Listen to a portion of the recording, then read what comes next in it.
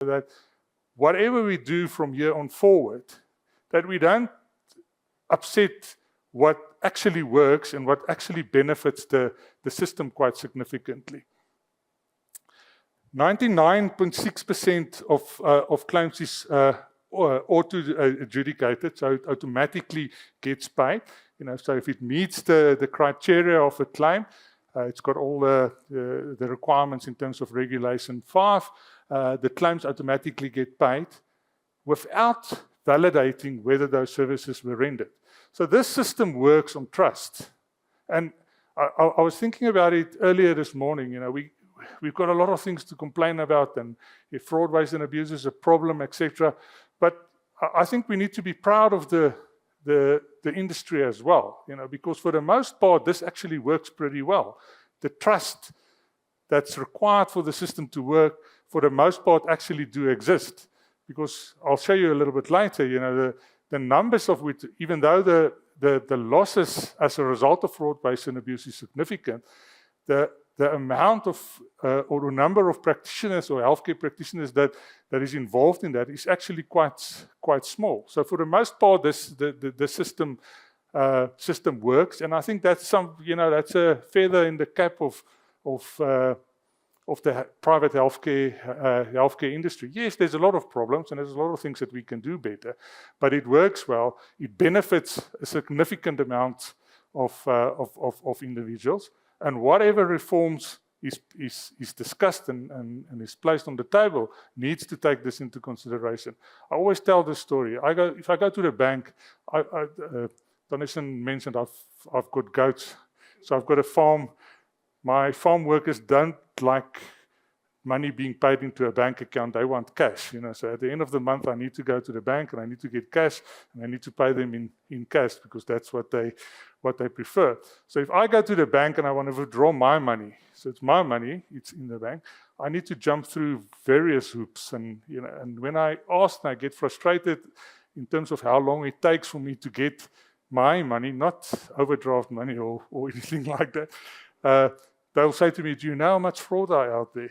We need to do all these things to ensure." And that's unfortunately the reality. That because of fraud, not just in healthcare, in all industries, we implement things that inconvenience the majority honest people in order to deal with a problem that's perpetrated by a small number of individuals. And we need to ensure that we don't do the same thing within the healthcare environment.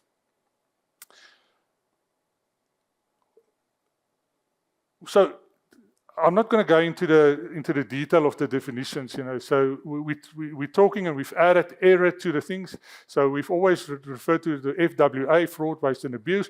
We've correctly so, and again, thanks for CMS for recognizing that and putting that to the formal definition. We've added ERA to the spectrum of issues that we see, and it's important, because we have to accept that due to the complexities and due to some of the challenges that we have in our industry, that errors sometimes happen. However, what is important to keep in mind is that whether somebody deliberately or fraudulently steals R1 from a medical scheme, or whether R1 is incorrectly paid out as a result of error, the impact on the scheme and the impact on the member is exactly the same. So we should be very careful. So obviously we're dealing with these things differently. Fraud is a criminal offense, so you can go and open a criminal case and prosecute somebody criminally for that. Waste and abuse generally lack the element of intention, or you're not able to prove intention, so you cannot like criminal charges there, but you might be dealing with that differently. And error, you'll deal with also completely differently. It's probably just a case of correcting the error and moving forward. But we need to be very careful to say the one is more important than the other, because the one might be considered more serious from an offense perspective.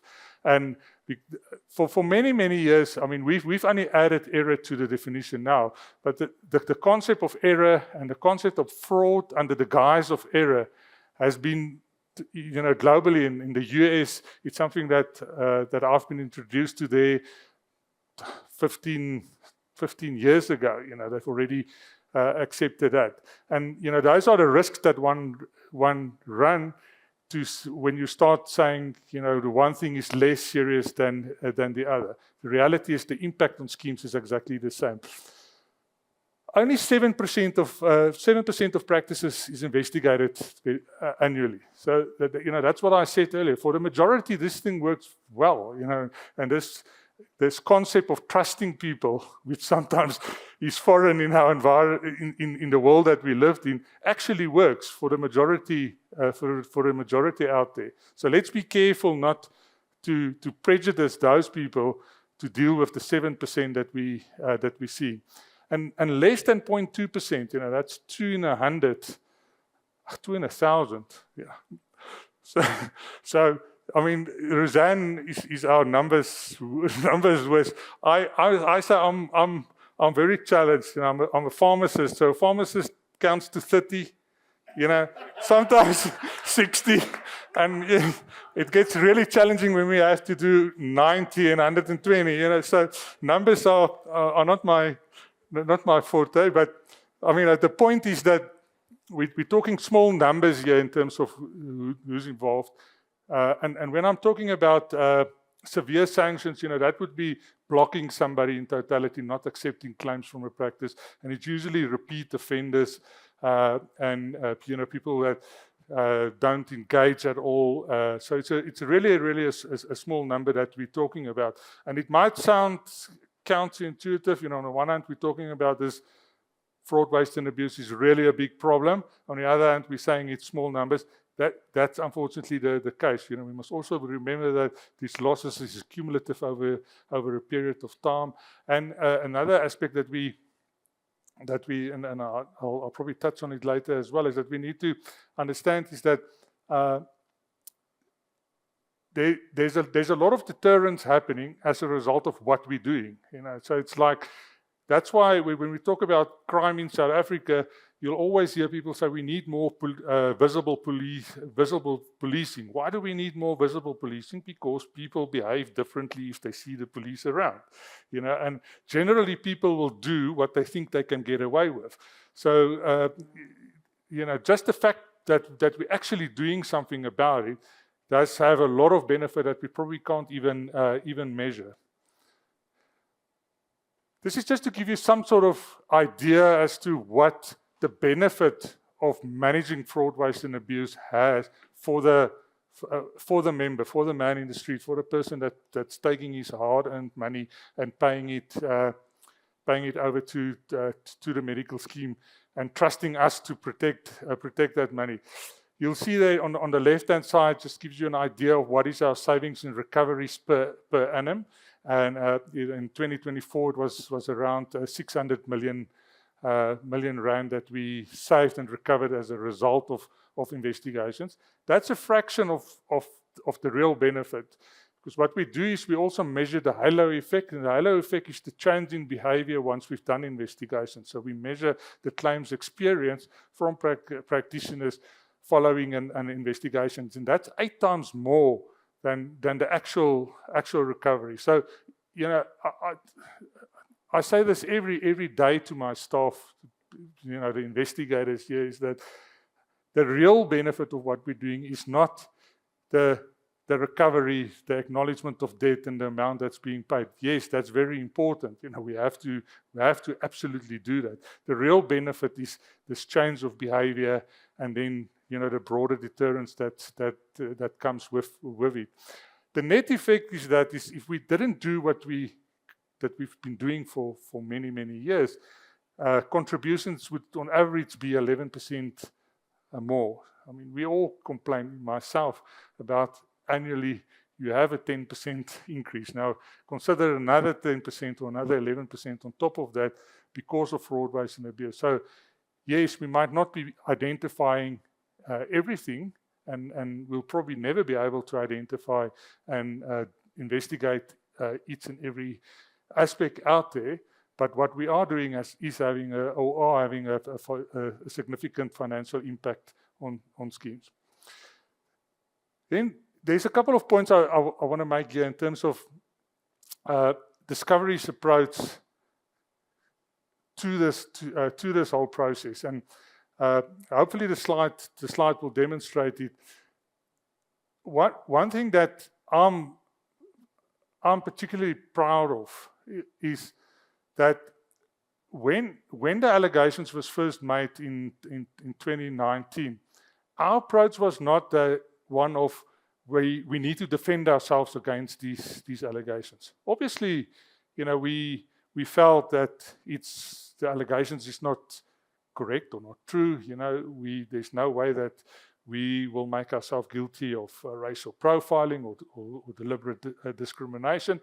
We approached this whole investigation process in a proactive way. We did a lot of self-examination. We went and looked at our processes ourselves. We got independent people in to say, we're not going to wait for a report to come out to say you're guilty of something or not. We're going to make sure that we're not guilty of what we're being accused of, and to make sure that our process is appropriate, and to improve whatever we can improve, and improve anything that needs to be improved. So we engaged extensively throughout this process. You can see there we made 14 technical submissions. Very importantly, we're the only party that made our actual algorithms available to the investigation panel. So the expert had a look at our algorithms, and the AODs has become a swear word in the healthcare environment over the years, and it now seems that algorithms is the next one. That algorithms is this big evil thing out there. And when the report says that there needs to be transparency, we were very transparent. In 2019, we made available our algorithms. The panel had a look at it, the expert had a look at it, and the outcome of that was that there's no bias built into that. There's nothing that we do that leads in the algorithms that leads to any discrimination. I think also importantly is that we extensively responded to the 34 complaints that directly involved schemes that's under our administration. So, I think it's important to take note of the number, 34. So there was only 34 actual complaints that involved schemes under the administration.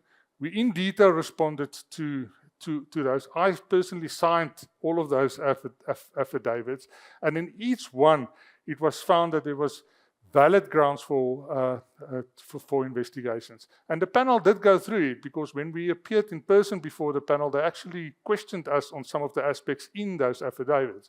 So they did consider the complaints. I think what's probably for me at this point in time, and this is the good part of the good news story coming out of this, is the healthcare professionals reference group. So this is a process that we initiated in 2021. We established this independent this group that consists of healthcare providers, stakeholders, the societies, etc. Currently, there's 11 professional societies. It's independently chaired. So what we started off with over a 3-month period, they interrogated our processes, our communication, our letters, how we conduct investigations, etc. That accumulated into a report with certain recommendations in terms of how we can improve the process, and I'll show you a little bit later in terms of what the improvements that we made. And this process continues. We're meeting quarterly with this group. It gives us an opportunity to provide them feedback on what we're seeing, what we're doing, how we're doing, and obviously getting information back in terms of how it's experienced on the provider side, and if there's room or need to improve anything, it then gets done through that process. Then lastly, I need to again just make the point, that we remain deeply concerned about the reliability and the misrepresentations of the report, because I don't think it's in anybody's interest to do that. You know, if the report was clear that there's evidence of unfair racial discrimination, then, you know, we had to deal with that. That's not the case. So we need to deal with the report as it is, and we need to ensure that when we talk about it, that we don't perpetuate this misrepresentation. I'm very briefly just going to go through some of the concerns that we have with the panel's interpretation of the facts and the single factor analysis. First of all, the source of investigations. In our environment, 78% of our investigations is as a result of tip-offs, you know, people reporting things to us. Only 22% of investigations is as a result of data and analytics. So for the majority, you know, almost 80% of what we do, we have no control over in terms of where it's coming from. You know, that's coming from the members reporting things to us. So we cannot influence who's being reported or not. So we deal with what's being reported. And our process is such that we investigate each and every report that's being made to us, and we've records of that. We don't hold any race data. We've got 0 race data in our system. We work on numbers, practice number, and as you all know, we've talked a lot about codes, and so that's what we use. So it's member numbers, practice numbers, and codes. That's on claims. That's what we deal with. So there's no race data in there. The race misclassification, I think, is a big concern. You know, it's like the surname based. So we're using surname, or the expert used surnames to assume the race of an individual. And the work that we've done, and it was supported by the Deloitte, indicate an error rate of between 10 and 15%. So that's a significant error rate. So, you know, that brings a big question mark around the risk ratios that's actually being presented in the report. And then lastly, the statistical cherry picking. I'll show you the scatter plot now of that. While the report highlights higher investigation rates for black doctors, it omits that 40% of the risk ratios reported by its own experts show lower rates for, it should be non-black doctors, for black doctors. Small sample sizes introduce substantial statistical errors. So it means that, you know, if you look at all the risk ratios from the panel's expert, 40% of that suggests that there's discrimination against if you follow the logic of the expert, against non-black practitioners. But that's not highlighted in the report. You know, the report cherry picks, and it only shows the ones where there seems to be a higher proportion of black practitioners.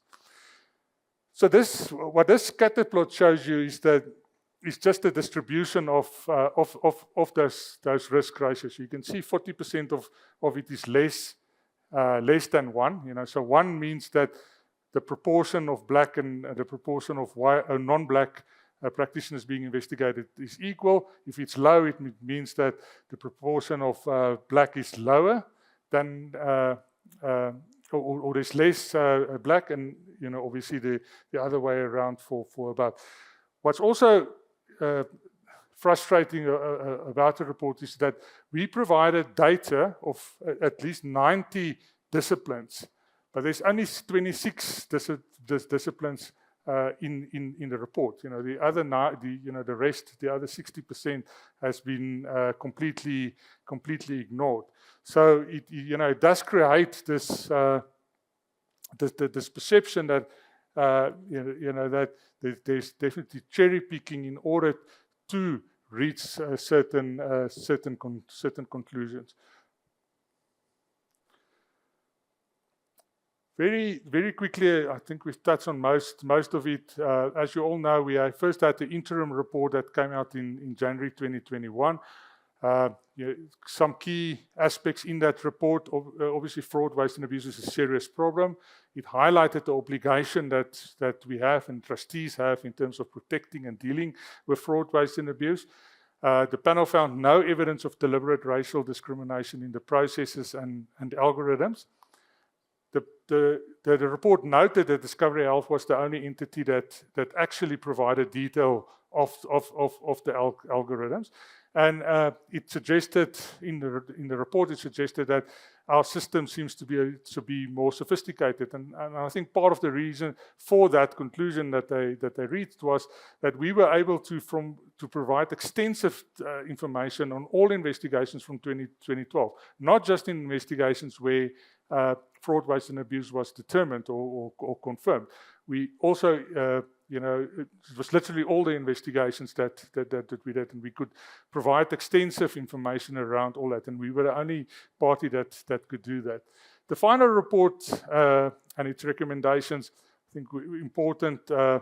No finding of unfair discrimination in terms of the Constitution or any of the other pieces of legislation that governs that. The panel acknowledges developments implemented by schemes and administrators since 2019, and for me that's the important thing, is that what is happening. Are we at least moving forward? And I think a lot of progress and a lot of work has been done. And again, I think we need to acknowledge the role that council is playing in this and being proactive and thinking of proactive. The first Council of Medical Schemes had their first summit, fraud, waste and abuse summit, actually prior to the whole Section 59 process. So I know we all get criticized, and council sometimes gets criticized as well, but at least that demonstrates that the work actually started before, and currently,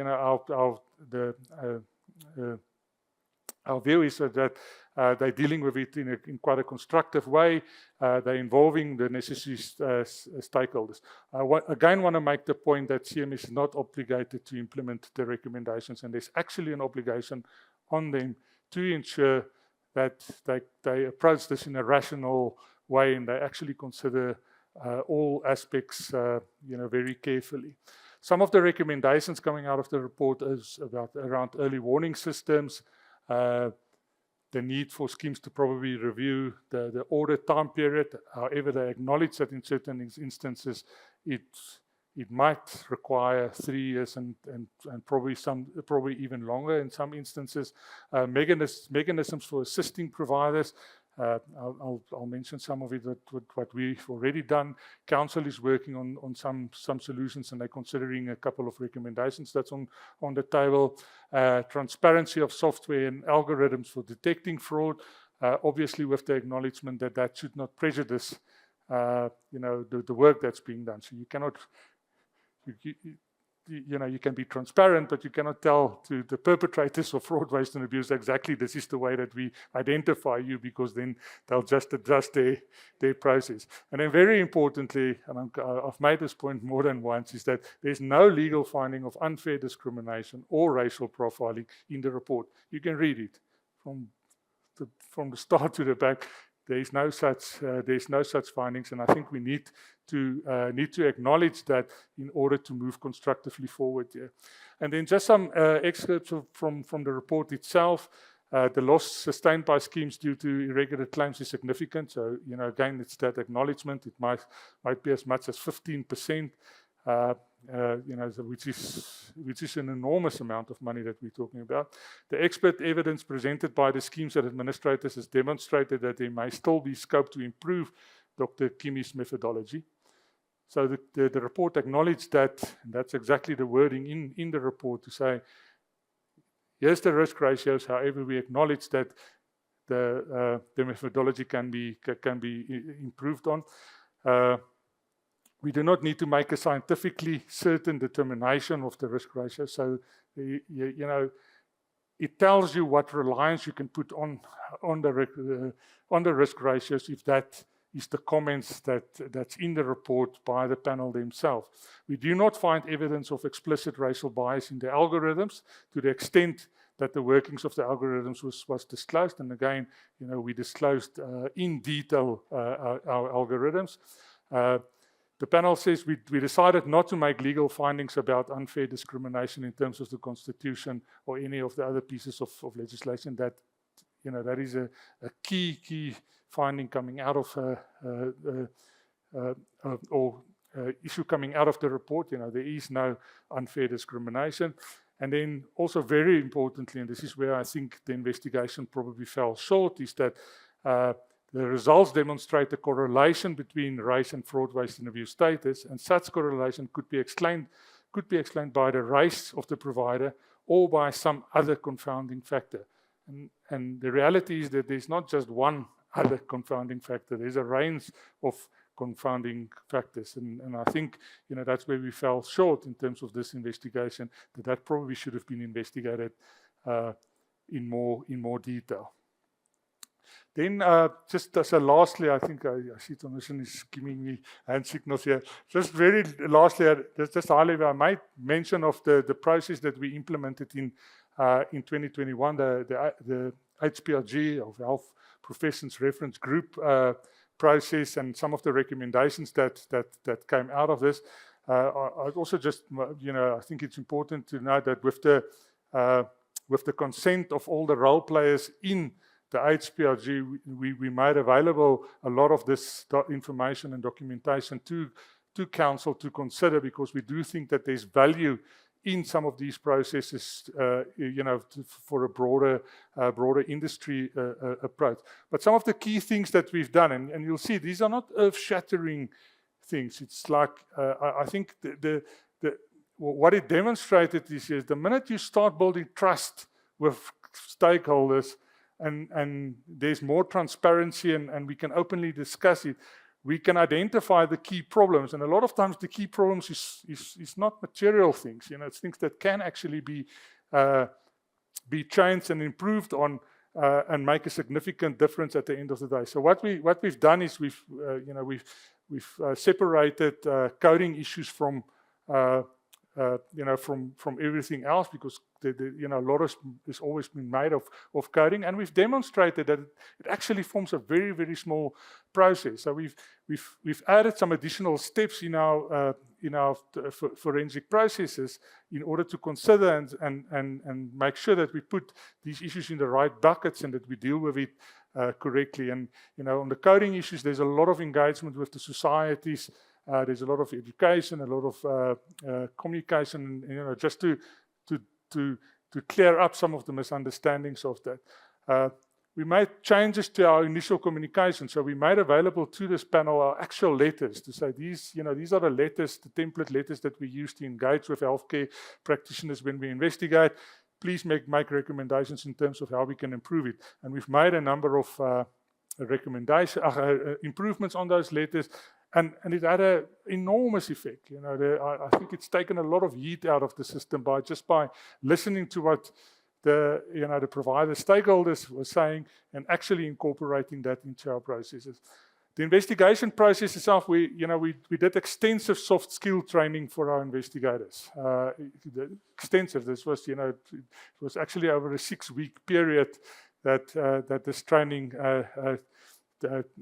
took place. And again, it had a huge effect in terms of how we engage with healthcare practitioners. So yes, these are confrontational processes, but if you have the right skills and the right approach, a lot of the difficulty and a lot of the confrontation can actually be taken out of it. We set up a mediation panel. It's actually a facilitation, mediation, or arbitration panel, so that is available. And the facilitation and mediation component is not just aimed at mediating an investigation in its entirety, but sometimes there's bottlenecks or obstacles within an investigation. So let's say we're requesting information and there's a dispute around the sharing of information or the volume of information or the type of information. Actually getting an independent facilitator into that process can actually unlock it. An agreement can be reached in terms of what would be necessary. So you don't have to mediate on the outcome of an investigation. You can actually mediate on specific steps or facilitate on specific steps in an investigation. And then there's a lot of prevention measures. I think key message that's come out of that is that we need to move more towards a preventative type of environment as opposed to trying to just deal with the problem. And I think a lot of the things that was talked about today, fee for service, for instance, is probably the biggest contributor to FWA. So once we start changing those things, we're preventing fraud, and we're making, we're reducing the number of investigations that we actually need to do.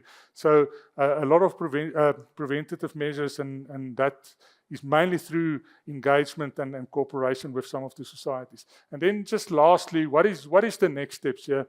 We are actively participating in the CMS processes and with other stakeholders to ensure a reasonable approach to the implementation of recommendations, to ensure member funds are protected and fraud, waste, abuse and error processes are fair and reasonable. And again, I want to emphasize that we've experienced this process to be quite constructive, and we are confident that we'll end up in the right place with it. And we remain fully committed to fair, lawful and ethical FWAE processes that protect member and uphold the integrity of medical schemes. I need to say that because I'm part of the forensic team. Our forensic teams do outstanding work in this regard, and we will continue to fully support our team. I think it is important, that we support people involved in these processes. And I want to end off with that. There's an absolute commitment from us to participate with whoever we need to participate in order to improve what we're doing. We've been improving our processes for the last 25 years. So, we not just started doing it in 2021. We did it in a different way in 2021, but we've always been improving our, if I think back to 2020 when we really started, it feels like a prehistoric time, in terms of really what we were doing. So today we have different tools available to us. There's a better understanding, there's better collaboration. So obviously there's an opportunity for us to do things very, very differently. Thank you very much.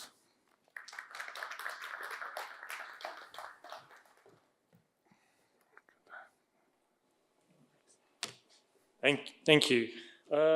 Any questions for Fraud, Waste and Abuse? I must say I've been privileged to see the evolution. I think, for me, I'm grateful because it does mean, my contributions, your contributions are, sometimes 10% lower because of these activities, and actually rooting out corruption. And I think that's not just in fraud, waste and abuse in medical schemes, it's across the board. So I do actually acknowledge and thank you for it.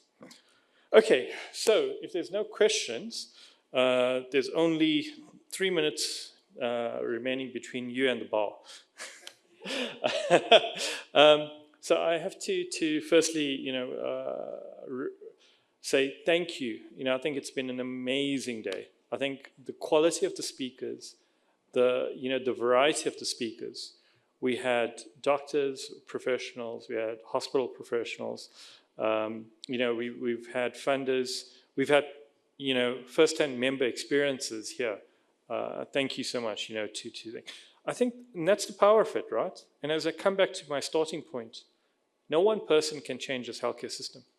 We've got to be able to jointly and together, if we want a healthcare system, and I'm not talking just about a healthcare system for medical schemes, I'm talking about a healthcare system for our country.